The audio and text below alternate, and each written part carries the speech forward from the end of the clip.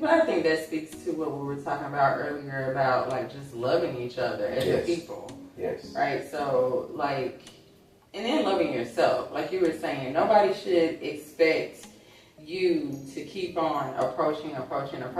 Right. You're getting like very disrespectful feedback. It's like, yeah, the first thing is going to be to retreat, right? Because nobody wants to feel like they're being taken advantage of or they're being attacked or whatever the case may be. But it's really a situation like what we were saying about respect for each other. Mm-hmm. Yes. You know, like eventually men aren't going to be able to say, oh, I'm just not going to approach women. Right. You know, there's going to have to be some kind of meeting of the minds. Exactly. But at the same time, there's a level of respect that we each need to give to each other. Exactly. So that we can actually be able to move forward with each other. Exactly. Because the answer is not to just abandon each other, but at the same time, we have to be respectful. I mean, really the golden rule of treating other people the way you want to be treated is a very basic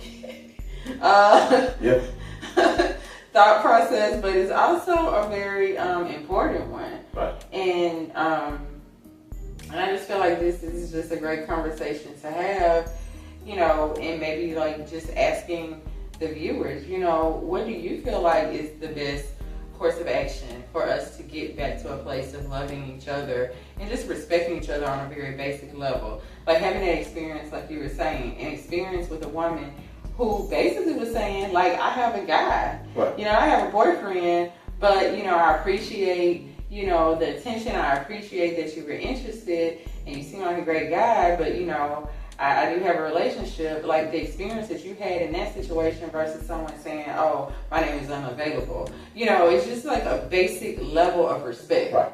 You know, so it's like, what do you guys think is maybe a very good dynamic or a good tool that we can use or a good way of seeing things to be able to start loving each other better? Like just on a basic level of this is my brother, this is my sister. Like this may not be a person that I rock with for the rest of my life. I may not marry them. I may not even date them. But I can just deal with them on a respectful level. Love to know what your ideas are on that. Exactly. And the only thing I would like to add to that, and I totally agree with, just figuring out, because that's really the thing. I think there's a new paradigm shift that we have to create. And as you've said so many times before in the past, is you create the relationship you want. Yeah. And it starts with your thoughts. You have to think about what it is you want. And you need to know definitively what it is that you want. And then you can create that. So it starts with that. But even before you get to that, and I think this is one thing that we do have to address, is we understand that there's not going to be any type of positive relationship with a person that, especially a person of your own race, and you know, we could talk about the black race in that perspective, if you have hatred for that man, but yet you're saying, I want a man. You know, if you have hate, then there's not going to be love generated there. And so even if you don't call it hate, if it's anger, frustration, it's the same thing. It's a limiting thing that's going to limit you from having success. And the same thing with a man. If I can't stand these women. If you can't stand them, then you're not going to be able to attract them. Right. You're not going to find somebody that's going to love you when you can't stand them. Right. So it's about understanding, first and foremost, where do I stand on that? Because if I don't stand in a place where I know that I'm open to loving and know that I love and respect and appreciate that person that I want to approach me, then nothing else really matters. Right. You know, so we have to also understand the power of being able to love that person and respect that person. And it also means a love for ourselves, because that person is a reflection of us. Right. You know, so we have to say, okay, if I love myself like I do, why would I hate that reflection of me, that person that, I'm married to, in a sense, when it comes to our racial makeup, especially when we think about, we either come, if you're African American, black, whatever you want to call it, a mother or father that was African American or black. So it's like, why am I so against, or, so just, I don't know the word, but just so, what I'm saying, so of that person, but yet I want somebody like that to love me and approach me and want to be with me. Right. It's just not going to work out in that way if you feel that way about it. So I definitely would love to know that too. How do you feel about having a situation where you can, let's just say, not like a person or maybe persons that you dated? Does that also mean you don't like everybody that, that looks like that?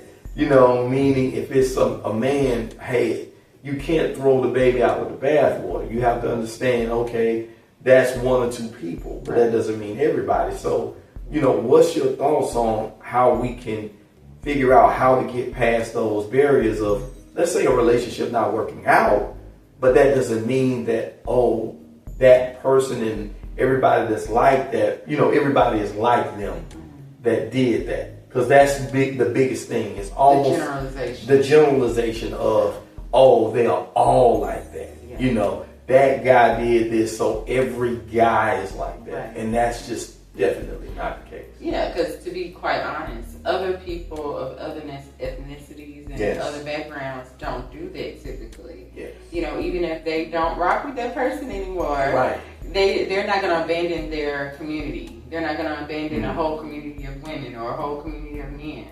They're going to say, okay, maybe that relationship didn't work, and maybe that relationship didn't work, which is also, we'll get into it later, but that's a pattern. Yep. If you're choosing the same person, then we got to look at that. Yeah. But a lot of communities do not abandon their men and their women. Right. Because they see that we are a collective. Exactly. And at the end of the day, we're strengthening and building our communities.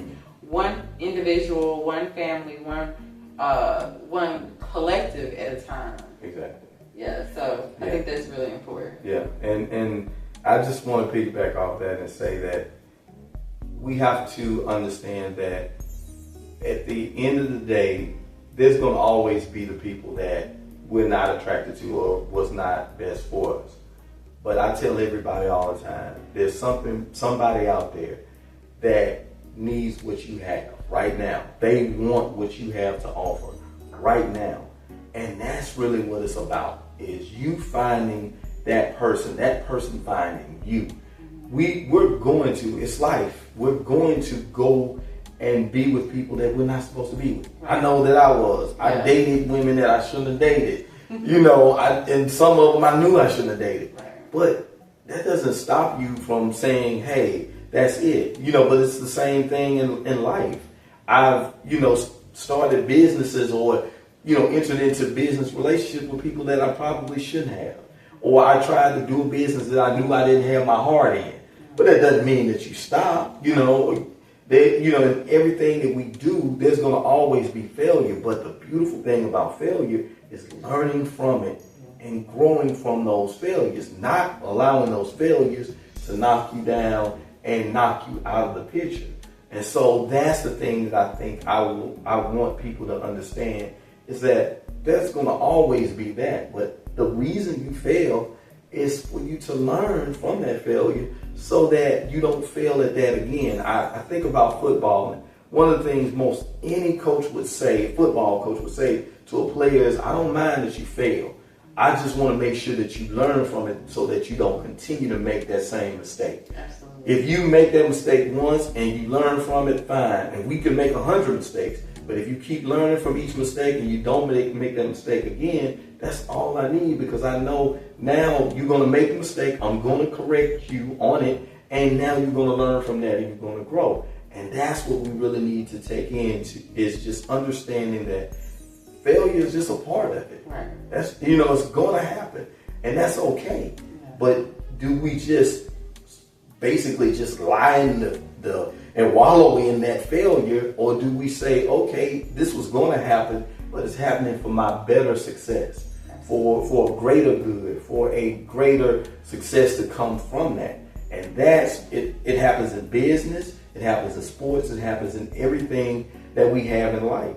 We go through a failure, but it helps us to be better that next time around. So it's about taking those same lessons. You know, if you have a business, it fails, do you stop? Or, you know, you had an unsuccessful situation with a client. Do you now just throw the business away? No, you learn from that situation, right, and say, how can I serve and be a better servant to my client the next time? How can I correct the mistakes that my client was showing me or that showed up when that situation happened? That's what we do. Right. And it's the same thing with relationships. Understanding how to learn from what it is you went through and come out better the next time, and that means you're going to get a better result the next time. I love it.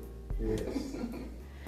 Well, signing off is Michelle Larkins and Doc Love. That's me, yo.